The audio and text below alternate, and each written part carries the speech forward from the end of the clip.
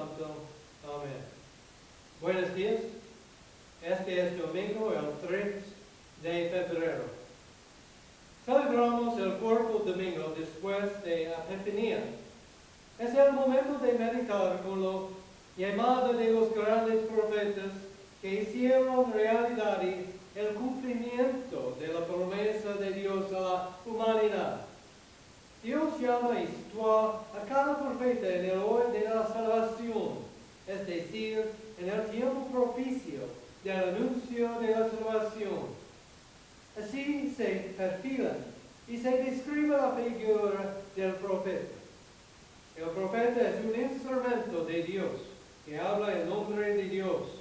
En el caso particular de Jeremías, sintió temor por la edad y la responsabilidad de la misión. Pero el Señor le dijo, no digas que eres muy joven, tú irás a donde yo te mande y dirás lo que yo te ordené. Jeremías no quiere decir, como Moisés, que es el torpe para hablar, sino que aún no tiene la edad requerida para participar activamente en la vida pública. Y es que en el antiguo Israel era muy apreciada la sabiduría de los ancianos y las personas de poca edad debían guardar silencio en presencia de los mayores. Por eso Jeremías objeta que sus palabras, por ser las de alguien demasiado joven, carecerían de autoridad. Pero el Señor no acepta la objeción, porque Él tiene el poder para hacer oír su palabra por medio de quien Él quiere. Por eso dice, no tengas miedo de nadie, pues yo estaré contigo para protegerte. Yo, el Señor, doy mi palabra.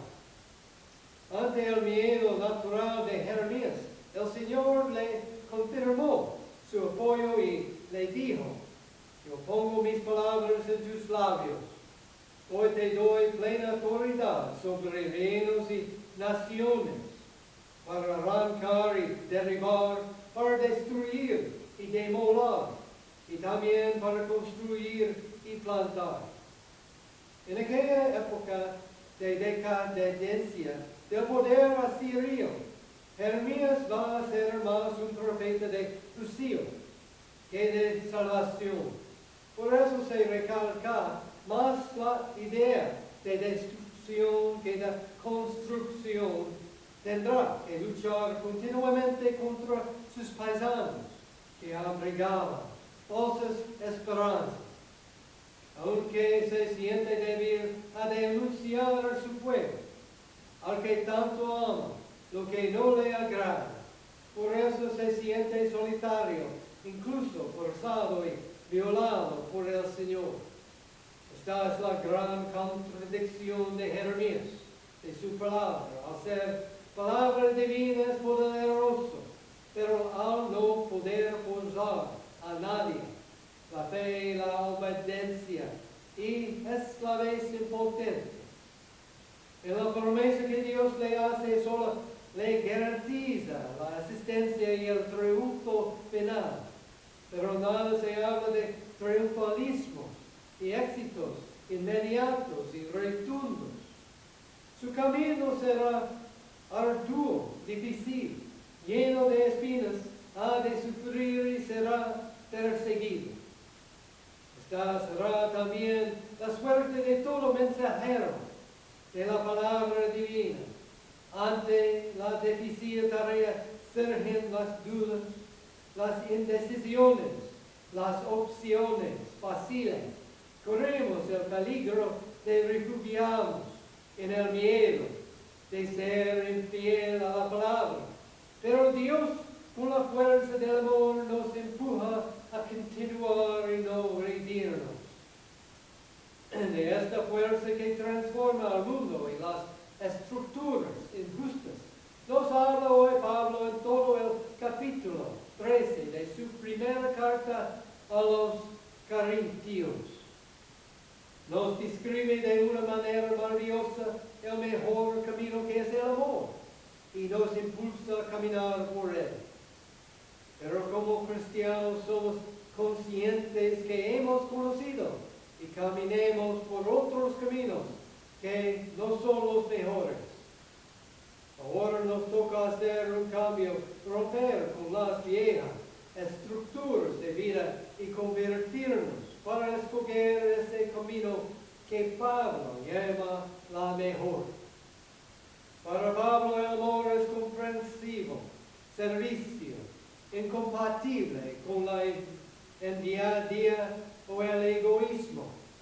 Llega hasta los matices de la buena educación. No se irrita ni lleva las cuentas del mal. Goza con la verdad y nunca se alegre con la injusticia. Disculpa, cree, espera y aguanta sin límite. El amor no pasa nunca, perdura para la vida entera. Este amor cristiano asume y perfecciona lo mejor del amor humano.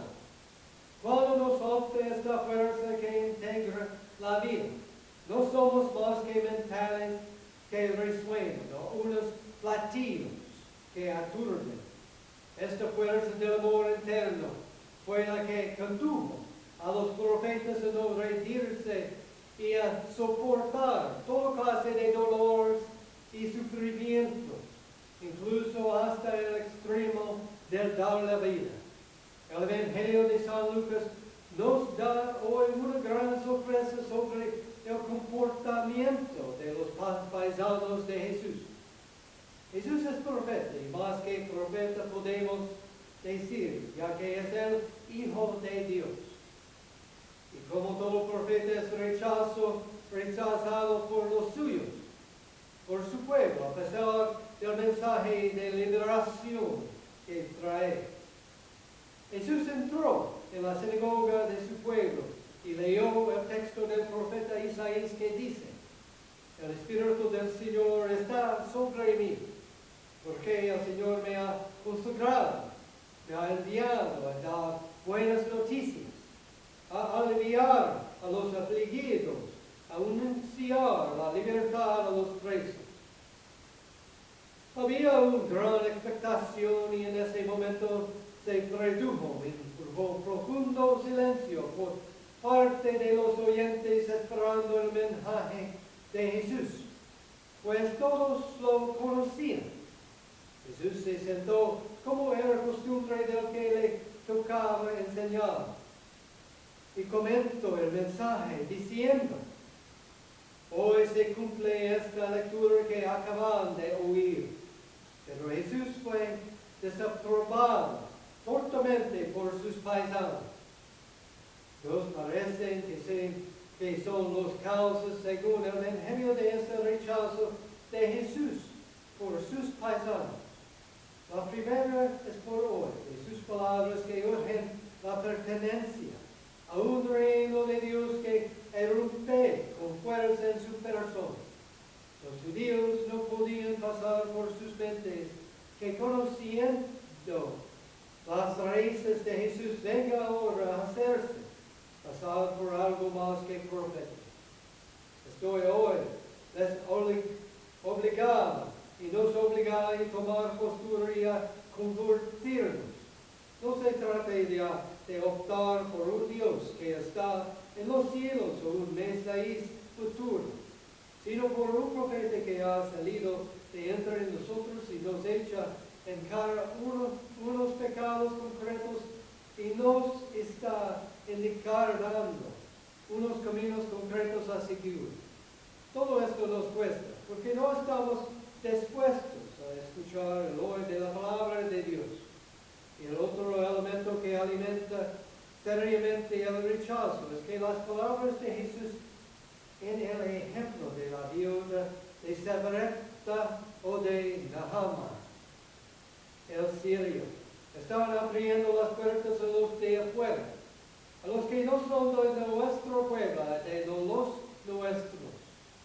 Esto irritó tanto a los paisanos de Jesús que intentaron despeñarlo aunque Jesús se abrió, pasó y se alejó de ellos y de su pueblo. El proverbio dice que nadie es profeta en su tierra, y la experiencia histórica confirma que quien se mete a profeta termina en martirio. Así fue con los profetas antiguos, así fue con Jesús, así está haciendo en nosotros nuestros días y así será en el futuro. Y todo por no querer aceptar el profeta que surge a nuestro lado de nuestro propio pueblo, a ese hermano que nos habla en nombre de Dios, en el nombre del Padre, y del Hijo, y del Espíritu Santo. Amén.